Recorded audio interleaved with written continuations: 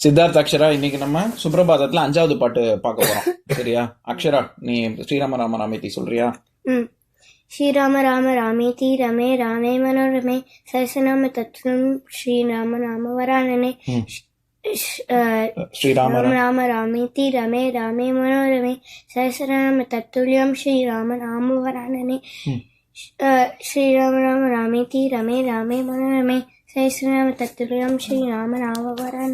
Very good. சரி, இப்ப நம்ம பாட்டை பாக்குறதுக்கு முன்னாடி ஏன் ஒவ்வொரு தடவையும் இந்த மாதிரி காப்பு செய்யலோ இல்லாட்டி சுவாமியை பத்தி நினைச்சுண்டோ அல்லது ஏதாவது எழுதுறதுக்கு முன்னாடி பிள்ளையார் சொல்லி எல்லாம் போட்டுட்டு சொல்றோம்ல, இது ஏன் சொல்றோம்னு தெரியுமா? தெரியலையே. எதனால இருக்கலாம்? ஏன் சுவாமியை நினைச்சுட்டு தான் இந்த வேலையை செய்யணும்? முடியும். இந்த மாதிரி படிக்கிற வேலை சாமியை கும்பிட்டு ஏன் செய்யணும்னா அப்பதான் நம்ம இது நல்லா படிக்கலாம். Very good. இப்ப எல்லாருக்கும் எல்லா விஷயமும் தெரியாதுல்ல, அதனால குருவுக்கு இப்ப சொல்லி கொடுக்கும்போது நான் உங்க 2 பேருக்கும் சுப்ரபாதம் சொல்லி தரேன். எனக்கு அந்த அளவுக்கு சம்ஸ்கிருதமும் தெரியாது, நானே வேற எதையோ பார்த்து தான் சொல்லணும். அப்ப நான் சொல்லி கொடுக்கறதுல சில தப்பும் இருக்கலாம்ல, அந்த தப்பெல்லாம் உங்கள்கிட்ட போய் சேர்ந்துடக்கூடாது. கடவுளே நீ தான் காப்பாற்றணும், நான் சொல்லும் போது எந்த தப்பும் என் வாயில வந்துடக்கூடாது, எல்லாமே நான் உருப்படியா சொல்லணும்னு நான் வேண்டிக்கிறேன். அதே மாதிரி நீங்க என்ன வேண்டிக்கிறீங்கன்னா, அப்பா சொல்லி கொடுக்கறது எங்க மனசுல நல்லா பதியணும், நாங்க சொல்லும் போது எங்களுக்கும் அர்த்தம் புரிஞ்சு நாங்க சொல்லணும், அப்படி ஏதாவது தப்பு இருந்ததுன்னா அது எங்க கிட்டக்க வரக்கூடாது, அதெல்லாம் நீங்கி நல்லது மட்டும் வரணும் அப்படின்னு. இப்ப இது சொல்லாம ஆரம்பிச்சோன்னா என்ன ஆகும்னா, நாளைக்கு நீங்களும் தப்பா புரிஞ்சுப்பீங்க, நான் சொல்ற தப்பெல்லாம் உங்க மண்டையில ஏறிடும். நானும் என்ன நினைச்சுப்பேன், நான் எத்தனை சொல்லியிருக்கேன் பாரியா, எத்தனை செஞ்சிருக்கேன் பாத்தியா அப்படின்னு அந்த சொல்லி கொடுத்தது என் மண்டையில ஏறிடும். அப்ப எனக்கு கர்வம் ஜாஸ்தி ஆயிடுமா? அதனாலதான் எப்பவுமே நல்லது இருந்ததுன்னா அது கடவுளுக்கு சமர்ப்பிச்சிடணும், தப்பு இருந்ததுன்னா அதை மட்டும் நம்ம ஏத்துக்கணும். அப்ப அந்த குணம் அப்பதான் வரும். அதுக்காக தான் எல்லாரும் முன்னாடி சொல்றோம். சரியா? 4வது பாட்டு நான் படிக்கிறேன், கேளுங்க. போன தடவை பார்த்தோம்ல அது. தவசு பிரபாதம் அரவிந்த லோச்சனே பவது பிரசன்ன முகச்சந்திர மண்டலே விதிசங்கரேந்திர வனிதாபிர் அர்ச்சிதே விஷசைலநாத தயிதே தயானிதே. இதுதான் அந்த பாட்டு. ஞாபகம் இருக்கா உங்களுக்கு? என்ன அர்த்தம்? சரி, ஓகே, நானே சொல்றேன் கேளுங்க. இன்னொரு தடவை வரிக்க மாதிரி நானே சொல்லிடுறேன். அரவிந்த லோச்சனே தாமரை கண்ணன், லக்ஷ்மி. லக்ஷ்மியோட தாமரை. லக்ஷ்மி நம்ம இதயத்துல இருப்பாங்க. அது காருண்யம் பொருந்திய கண்கள், அதனால அரவிந்த லோச்சனே அப்படின்னு சொல்றாங்க. பவது பிரசன்ன முகச்சந்திர மண்டலே அப்படின்னா, மண்டலம்னு நான் சொன்னேன்ல, ஒரு ஒளி தேஜஸ் இருக்குன்னு சொன்னேன். அப்பேற்பட்ட முகமும் சந்திரன் மாதிரி ஒளி பொருந்தியதாக இருக்கு. ஆமா. விதி சங்கர், யார் யாரெல்லாம் உன்னைய வணங்குறாங்க? விதி பிரம்மா, சங்கர சிவன், இந்திரன், இவங்க எல்லாம் வனித அபிர் அர்ச்சிதே. வனித அப்படின்னா சேவை பண்றதுன்னு அர்த்தம். சேவ் பண்றதுன்னு சொல்றோம்ல சம்ஸ்கிருதத்துல. அதனாலதான் சில பேர் பொண்ணுங்க பேரை வனிதான்னு வச்சுப்பாங்க. வனிதாபிர் அர்ச்சிதே, அர்ச்சனை பண்றதுன்னா என்ன? தொழறது, அதாவது சேவை செஞ்சு தொடராங்க இவங்கெல்லாம்.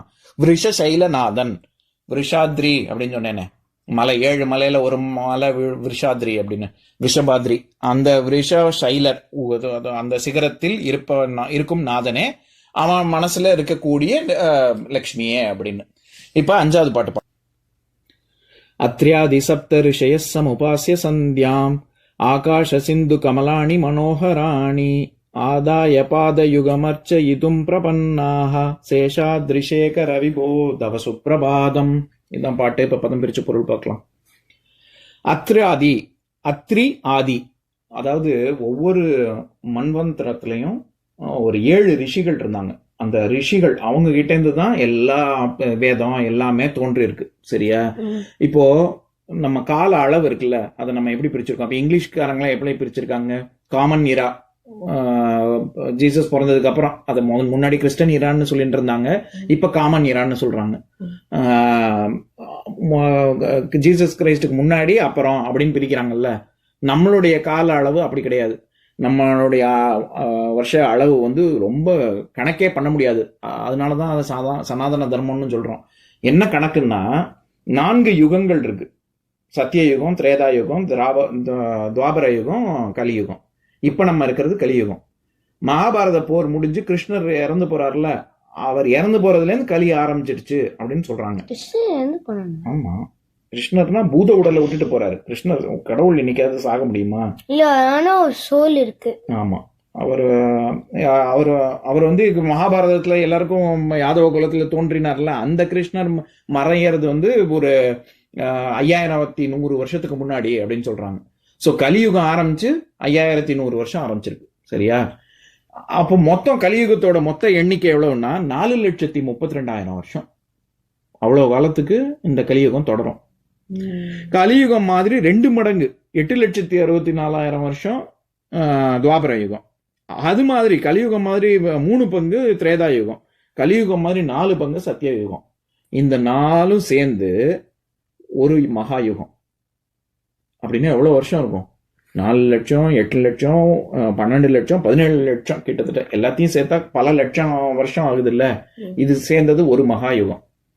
இந்த மாதிரி 1000 மகா யுகம் சேர்ந்தது ஒரு கல்பம். சரியா? இந்த ஒரு கல்பங்கிறது தான் பாதி நாள் பிரம்மாக்கு. எவ்வளவு பெருசா இருக்கு பாத்தீங்களா கணக்கு? அதாவது 4 லட்சம் வருஷம்மா, 4 லட்சம் வருஷம் ஒரு யுகம். அந்த மாதிரி 2 பங்கு துவாபர யுகம், அது மாதிரி 3 பங்கு திரேதா யுகம், அது மாதிரி 4 பங்கு சத்திய யுகம். இதெல்லாம் சேர்ந்தது ஒரு மகா யுகம். இந்த மாதிரி 1000 மகா யுகம் சேர்ந்தது ஒரு கல்பம். ஒரு கல்பங்கிறது அரை நாள் பிரம்மாக்கு. இன்னொரு அரை நாள் அப்ப என்ன? பகல் பொழுது கல்பம், ராத்திரி பொழுது வந்து பிரளயம்பாங்க. அப்படின்னா என்னன்னா அவர் வந்து ரீசார்ஜ் பண்ணிட்டு இருக்காரு. அதாவது உலகம் பிரளய காலத்துல ஒண்ணுமே இருக்காது, உயிர்களே இருக்காது. சரியா? அது வந்து திருப்பி அடுத்த பகல் வரும்ல, அப்ப மறுபடியும் அடுத்த கல்பம் ஆரம்பிக்கும். அந்த மாதிரி இந்த மாதிரி ஒரு பிரம்மாக்கு மொத்தம் 100 வருஷம். ஒரு பிரம்மாக்கு 100. அப்ப பிரம்மாவும் தோன்றினவர் தான். ஏன்னா பிரம்மாவும் இது விஷ்ணுவோட வேற வேற, அதாவது சிவபுராணத்துல ஒரு மாதிரியும் விஷ்ணு புராணத்துல ஒரு மாதிரியும் இருக்கும். ஆனா எப்படி எந்த புராணத்தை எடுத்தனாலும் பிரம்மாக்குன்னு ஒரு வயசு இருக்கு. அந்த வயசு 100 வருஷம். ஒரு கல்பம் ஒரு நாள். அவரு 100 வருஷம் வரைக்கும் இருப்பாரு. அப்படின்னா பாத்துக்கோ எவ்வளவு காலம்னு. அந்த மாதிரி பல பிரம்மாக்கள் தோன்றி மறைஞ்சிருக்காங்கிறது நம்மளுடைய நம்பிக்கை. ஒரு பிரம்மால தான் இந்த கிருஷ்ணர்லாம் இருந்தாரா, இல்லைன்னா எவ்வளவு பிரம்மாக்கு முன்னாடி கிருஷ்ணர்லாம் இருந்தாரு? கிருஷ்ணர் இருந்தது இப்ப நமக்கு முன்னாடி இருந்த துவாபர யுகத்துல. ஒரு மகா பிரம்மால தான் இருந்தாங்க. என்னது? நம்ம இருக்கிற பிரம்மால தான் இருக்காங்க. ஆமாமா, நம்ம இருக்கிற பிரம்மாவுடைய கல்பங்களுக்குள்ள இருக்கிற மகா யுகத்துக்குள்ள இருக்கிற துவாபர யுகத்துல இவர் கிருஷ்ணர் பிறந்தாரு. நம்ம கலியுகத்துல நம்ம இருக்கோம். இது எல்லாமே கணக்கு இருக்கு. சரியா? பிரம்மாலாம் வருவாங்க. பிரம்மா எப்படி வருவாங்க இன்னொரு பிரம்மாக்கு அப்புறம்? விஷ்ணுவோடைய நாபியில தானே அப்படி மேல பிரம்மா இருக்கிற மாதிரி இருக்கே. விஷ்ணு கிட்ட இருந்து தான் பிரம்மா வந்திருக்காங்கன்னு இது விஷ்ணு புராணத்திலயும், சிவன் கிட்ட இருந்து பிரம்மா வந்த மாதிரி சிவபுராணத்திலயும் இருக்கு. நான் எதுக்கு இதை சொல்ல வரேன், எப்படி இருந்தாலும் பிரம்மாக்குன்னு ஒரு வயசு இருக்கு அப்படின்னு. இந்த மாதிரி 1000 மகாயுகங்கள் சொன்னேன்ல, அந்த 1000 மகாயுகங்களை 14 மன்வந்தரங்களா பிரிச்சிருக்காங்க. அந்த 14 மன்வந்தரம் ஏன் பிரிச்சிருக்காங்கன்னா, ஒவ்வொரு மன்வந்தரமும் ஒரு மனித குலம் தோன்றினது 14 முறை இந்த 1000 மகாயுகங்களுக்குள்ள. அந்த 14 மன்வந்தரத்திலையும் இந்த மனு தோன்றியிருக்கான்ல, அந்த ஒவ்வொரு மனித குலம் தோன்றும் போதும் ரிஷிகளும் தோன்றியிருக்காங்க. 7 ரிஷி தோன்றியிருக்காங்க. அவங்களத்தான் நம்ம சப்த ரிஷின்னு சொல்றோம். அதாவது இந்த வேத இப்ப எல்லாம் தோன்றி திருப்பி அழிஞ்சிருச்சுன்னு வச்சுக்கோ, அடுத்த கல்பம் வருது. அப்ப வேதம்ங்கிறது அழியாது. ஓம்காரத்துல தத்துவத்துல இருந்து வந்தது தானே வேதம். அதுக்கு என்னைக்குமே அழிவு கிடையாது. சரியா? அப்போ அந்த வேதத்துல இருந்து திருப்பி வேதம் இப்ப அழிஞ்சு போச்சுன்னு திருப்பி வேதத்தை ரிஷிகள் தானே பார்த்து சொல்லணும். நமக்கு அந்த காஸ்மிக் பொட்டன்ஷியாலிட்டில இருந்து நமக்கு அந்த வேத சப்தங்கள் எல்லாம் எடுக்க தெரியாதுல்ல. அந்த மாதிரி எடுத்தவங்க தான் சப்த ரிஷிகள். அவங்க ஒவ்வொரு மன்வந்தரத்திலையும் மனித குலம் எப்பெல்லாம் தோன்றுதோ அப்பெல்லாம் சப்த ரிஷிகள் தோன்றினாங்க அப்படின்னு இருக்கு. சரியா? அப்படி இப்ப நம்ம இருக்கிற மன்வந்தரம் வந்து வைவஸ்வத மன்வந்தரம். மொத்தம் 14 மன்வந்தரம் இருக்கு. அதுல இப்ப நம்ம 7வது மன்வந்தரத்துல இருக்கோம். 14 மன்வந்தரமும் முடிஞ்சதுக்கு அப்புறம் என்ன ஆகும்? ஒரு கல்பம் முடிஞ்சிடும். திருப்பி அடுத்த பிரளயம் வரும், திருப்பி அடுத்த கல்பம் வரும்.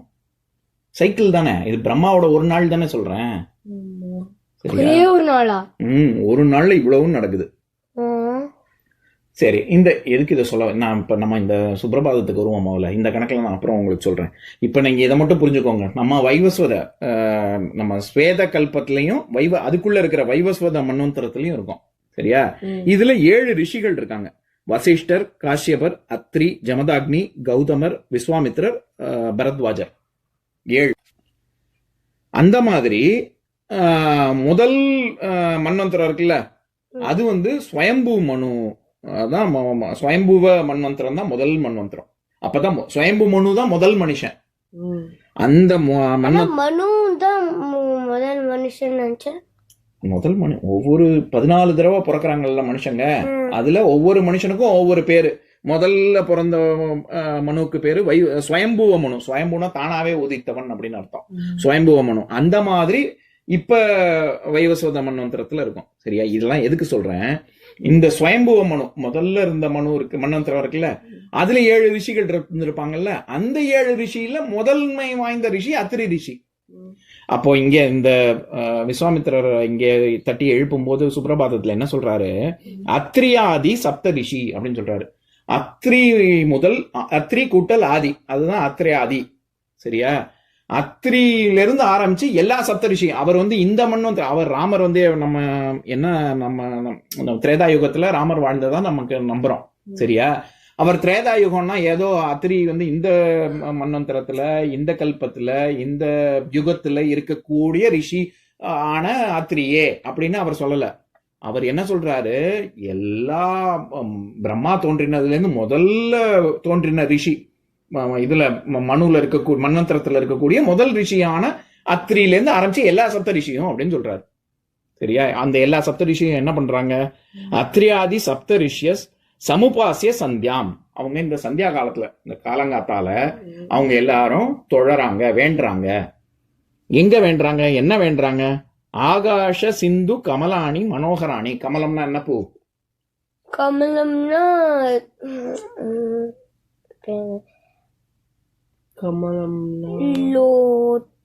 தாமரை. தாமரை. அவங்க தாமரையை கொண்டு மனோகராணி, நம்ம ஏற்கனவே பார்த்திருக்கோமே, மனோகர திவ்ய மூர்த்தே. மனோகரம்னா ரொம்ப அழகு, அழகாக. என்ன வேண்டாங்க, தாமரையை கொண்டு வேண்டாங்க. எந்த தாமரைய? ஆகாஷ சிந்து, ஆகாய கங்கைன்னு இருக்கு. நம்ம இந்த மொத்த பிரபஞ்சம் இருக்குல்ல, யூனிவர்ஸ், இந்த மொத்த யூனிவர்ஸையும் ஆகாச கங்கைன்னு சொல்றோம். அதனால இவர் என்ன பண்றாரு, ஆகாச கங்கை இந்த மொத்த பிரபஞ்சத்தையும் அதுல இருக்கக்கூடிய எல்லா, அதாவது எல்லா உயிர்களுமே கடவுளுடைய கடவுள்னால இருக்கக்கூடியது அப்படின்னு அந்த உயிர்களை கொண்டே அவரு வணங்குறாரு காலங்காத்தால அப்படின்னு சொல்றாங்க. புரிஞ்சுதா? அடுத்தது ஆதாய பாத யுகம் அர்ச்சிதம் அப்படின்னு, அர்ச்சயிதம் அப்படின்னா ஆதாயம். உனக்கு இதனால என்ன ஆதாயம் அப்படின்னு கேட்போம் தெரியுமா? அப்படின்னா உனக்கு இதனால என்ன ஆதாயம், நீ இப்ப இந்த காரியம் பண்றியே, இதனால உனக்கு என்ன ஆதாயம் அப்படின்னு கேட்டா, இதனால உனக்கு என்ன பயன், what to you take from it அப்படின்னு அர்த்தம். உனக்கு இதுல இருந்து என்ன கிடைக்கும் அப்படின்னு, இப்ப நம்ம பண்றதுல இருந்து அப்படின்னு. அதனால ஆதாயம் அப்படின்னா நமக்கு நம்ம பெனிஃபிட்னு அர்த்தம். பாத யுகம், யுகம்னா ஜோடின்னு அர்த்தம். பாத யுகம்னா இணையடி அப்படின்னு சொல்றோம்ல அந்த தமிழ்ல, அதுதான் ஜோடி. அத அர்ச்சிதம் முன்னாடி பார்த்தோம்ல, அந்த மாதிரி அர்ச்சனை பண்றது, தொழறது. இதும் பிரபன்னம். பிரபன்னக அப்படின்னா என்னன்னா, பிரபன்ன அப்படின்னா பாதுகாப்புன்னு அர்த்தம். அதாவது இந்த மொத்த பிரபஞ்சமும் உன்னுடைய திருவடியில இருந்துதான், உன்னுடைய திருவடி தான் எல்லா இந்த மொத்த பிரபஞ்சத்துக்கும் பாதுகாப்பு அப்படின்னு சொல்றாரு. சரியா? அடுத்தது கடைசி வரி, சேஷாத்ரி சேகர விபோ தவசுப்பிரபாதம். அதை தான் படிக்கும்போது சேஷாத்ரி சேகர விபோ ரவிபோ அப்படின்னு வருது. நம்ம சுக்குமோ லகுதி பிலின்னு பிரிச்சு படிக்க கூடாது. சுக்கு மிளகு திப்பிலி. சரியா? அப்படிதானே சொல்லியிருக்கேன். அந்த உதாரணம் ஏற்கனவே உங்களுக்கு சொல்லியிருக்கேன். சுக்கு மிளகு திப்பிலின்னு படிக்கணும். அதனால பாடும்போது திரிசேக ரவிபோ தவ சுப்பிரபாதம் அப்படின்னு பாடலாம். ஆனா அர்த்தம் புரிஞ்சுக்கணும்.